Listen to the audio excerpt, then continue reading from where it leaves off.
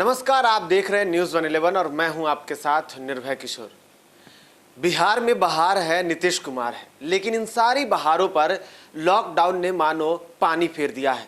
और ये हम नहीं कह रहे हैं, बल्कि एक बार फिर से ट्विटर पर एक्टिव बिहार के नेता प्रतिपक्ष तेजस्वी यादव, जो कि लॉकडाउन की स्थिति के साथ ही, जैसे ही कोरोना से लड़ने के लिए लॉकडाउन है और इस लॉकडाउन की स्थिति के साथ ही वो लगातार घरों में हैं, लेकिन इसके बावजूद भी वो ट्विटर पर खूब एक्टिव हैं।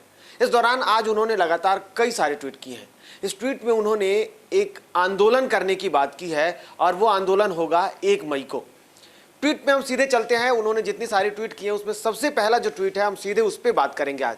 दरअसल ये ट्वीट है एक अनशन को लेकर के, जिस अनशन का आह्वान किया है नेता प्रतिपक्ष तेजस्वी यादव ने। तेजस्वी यादव ने लिखा है कि राजद द्वारा बिहार सरकार की मजदूरों के प्रति अमानवीय नीतियों, गरीबों के राशन कार्ड एवं राशन वितरण में हो रही धांधलियों के विरुद्ध 1 मई अंतर्राष्ट्रीय मजदूर दिवस पर अपने घरों से सांकेतिक उपवास और सुबह 10 से लेकर 12 बजे तक शारीरिक दूरी, जो कि सोशल डिस्टेंसिंग की बात की जा रही है कोरोना से लड़ने में, तो शारीरिक दूरी बनाते हुए अनशन के जरिए विरोध प्रकट किया जाएगा। और ये इसके बाद अब हालांकि जैसे ही ज़्यादा वक्त का नहीं है ये ट्वीट, आप देख सकते हैं ये ठीक 1 मिनट पहले का ये ट्वीट है और इस ट्वीट के आते ही अब इस पर प्रतिक्रियाएं भी लोगों की आने लगी है। आप खुद देख सकते हैं 1 मिनट के अंदर में इस ट्वीट को 299 लाइक मिल गए हैं और जबकि 56 लोगों ने इसे रीट्वीट कर दिया है। इसमें जो कई सारे ऐसे लोग हैं जिसमें आप देख सकते हैं कई सारे लोगों की अलग अलग मांगे हैं। किसी ने कहा है कि लालू को रिहा करो, तो किसी ने तेजस्वी को ट्वीट करते हुए उनको शाबाशी भी दी है, लालू यादव जो कि रिहा करो। इससे बहुत सारी मांगे उठ रही हैं। लेकिन इस बीच ये जो सवाल उठता है कि बिहार सरकार लगातार इस लॉकडाउन की स्थिति में भी स्थिति को संभालने की बात करती है, उस बीच अब राजद, जो कि हम हमेशा से कहते आ रहे हैं कि जो विपक्ष है वो विरोध कर रहा है और किसी भी कसर को वो छोड़ना नहीं चाहता है। और इसको लेकर के एक बार फिर से विपक्ष जो है वो लगातार सरकार को घेरने में एक्टिव है। 17 मिनट पहले एक और ट्वीट आया जिसमें उन्होंने लिखा है कि असंवेदनशील, निकम्मी और क्रूर बिहार सरकार की प्रशासनिक विफलता के कारण 25 लाख अप्रवासी बिहारवासी बाहर फंसे हैं। 35 दिन बाद भी उन्हें बुलाने की कोई समग्र योजना व वैकल्पिक उपाय नहीं है। इस गूंगी, अंधी और बहरी सरकार का मुंह, आंख और कान खोलने के लिए हम सांकेतिक विरोध प्रदर्शन करेंगे। ये विरोध प्रदर्शन सरकार के खिलाफ होगा, ये विरोध प्रदर्शन राजद करेगी और इस विरोध प्रदर्शन में लोगों को एकजुट, जैसे कल की ट्वीट की अगर मैं बात करूं थोड़ा सा, हालांकि जो आप आज का ट्वीट देख रहे हैं, लेकिन कल के ट्वीट के बारे में बात करें तो कल भी गरीबों को एकजुट करने के लिए नेता प्रतिपक्ष तेजस्वी यादव ने एक आह्वान किया था और इस दौरान उन्होंने ट्वीट किया था। और आज उन्होंने एकजुटता के साथ ही, जो कि पहले दिन एकजुट करने की बात की थी, और आज उन्होंने एक आह्वान कर दिया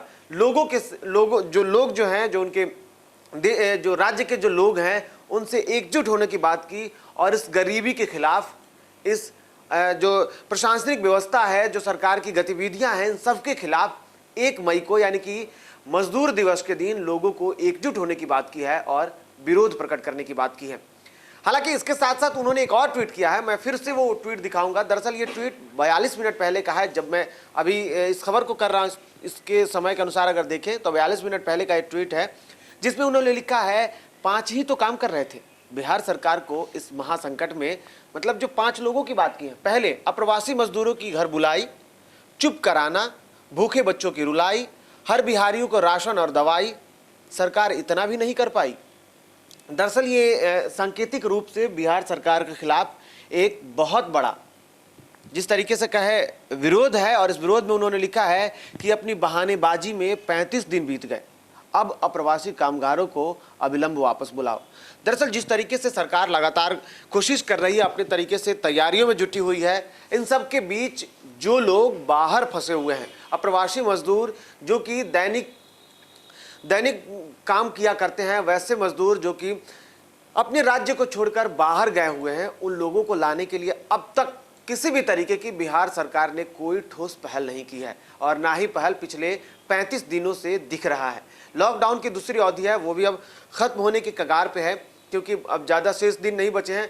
इन 5 दिनों में क्या स्थिति होगी ये तो देखने वाली बात होगी।